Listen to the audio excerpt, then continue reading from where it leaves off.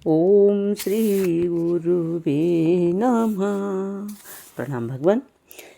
मैं अमृत का सागर, ब्रह्म विद्या का अद्भुत ग्रंथ, आत्मनिष्ठ तत्वविद परम पूज्य स्वामी निरंजन देव जी महाराज का।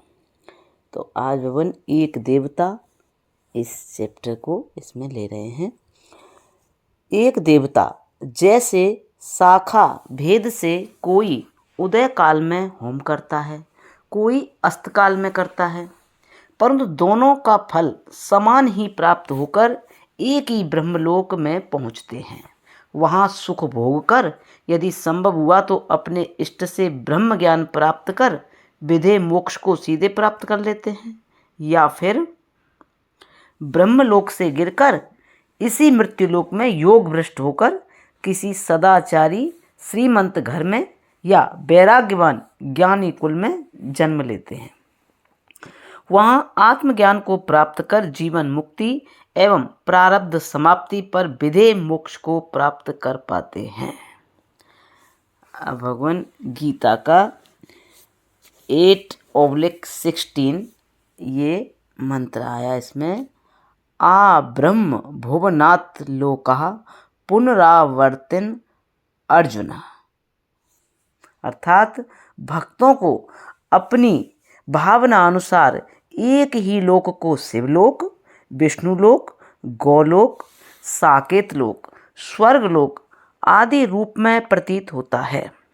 वे एक परमात्मा को दृष्टि अनुरूप सृष्टि के सिद्धांतानुसार शिव, विष्णु, ब्रह्मा, राम, कृष्ण, गणेश, सूर्य आदि रूप में देखते हैं।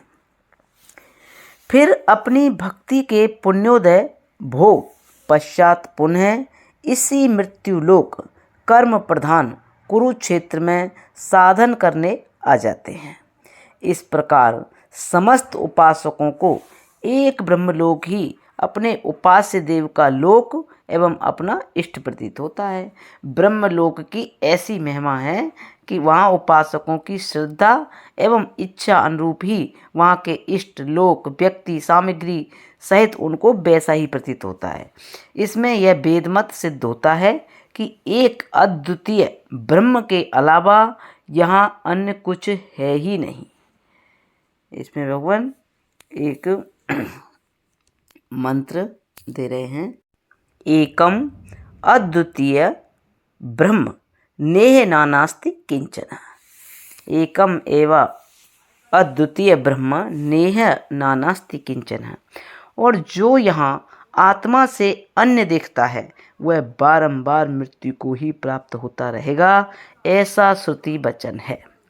अब भगवान कठोपनिषद का 2/1/10 ये दिया है स्वामी जी ने यहाँ। मृत्यो सह मृत्युम आपनोति यह इह नाना एव पश्यति। और फिर नीचे दिया है भगवान एको देव सर्वभूतेषु गूढ़। ये श्वेता उपनिषद का मंत्र है। एको वसी सर्वभूतांतरात्मा एकम रूपम बहुदाय करोति। एकस्तथा सर्वभूतांतरात्मा रूपम रूपम प्रतिरूपो बहिश्च तस्मात् तमात्मस्थम तम आत्मस्थम ये अनुपश्यन्ति धीरा तेषां सुख शाश्वतं न इतरेषां। अर्थात एक ही परमात्मा सब में अंतर्यामी रूप से विद्यमान है, जो एक होता हुआ भी अपने अनेक रूप बना लेता है और उनसे बाहर भी है। उन परमात्मा को जो जिज्ञासु अपने हृदय में बुद्धि के साक्षी रूप जान लेता है वही अखंडानंद को प्राप्त कर लेता है। इससे पृथक जो इस आत्मदेव की अन्य रूप से उपासना करते हैं वे अज्ञानी देवता के पशु तुल्य हैं। वे उसकी उपासना करने का सही तरीका नहीं जानते हैं। अब भगवान आगे कह रहे हैं स्वामी जी, बृहदारण्यक उपनिषद का मंत्र है भगवान 1/4/10। तो अथ यह अन्याम देवताम उपासते, अन्य अथ अन्य अहम अस्मि, सह न वेद यथा पशु एव सह देवानाम। अब गीता श्रुति भी कहती है, यह अपि अन्य देवता भक्ता यजन्ते श्रद्धया अन्वितः ते अपि माम एव कौन्तेय यजन्त्य विधि पूर्वकम् अन्तवतः तु फलं तेषां तत् भवति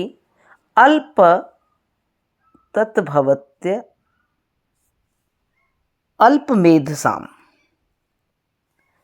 गीता का मंत्र है भगवान, अहम ही सर्वयज्ञानां भोक्ता च प्रभु एव च। ये भी भगवान गीता का 9/24 है।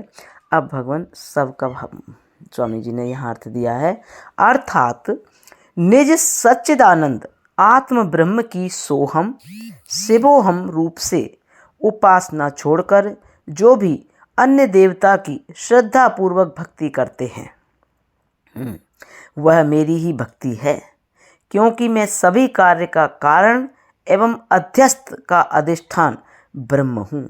परंतु उनका वह पूजन अविवेक पूर्वक ही होता है, क्योंकि वे कार्य ब्रह्म की तो उपासना करते हैं एवं मुझ कारण ब्रह्म में अश्रद्धा करते हैं। इसी वास्ते वे मोक्ष पद से बारंबार गिरते रहते हैं।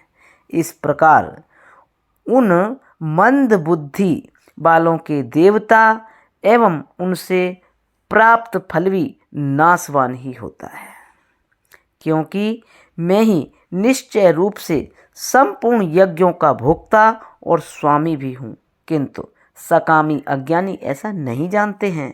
इसलिए वे बारंबार जन्म मरण के चक्र में गिरते हैं, किंतु मेरे भक्त मुझे कैसे भी भजें वे मुझ अविनाशी आत्मभाव को ही प्राप्त करते हैं। प्रणाम भगवान। अब यहाँ से आगे नेक्स्ट भगवान। प्रणाम भगवान।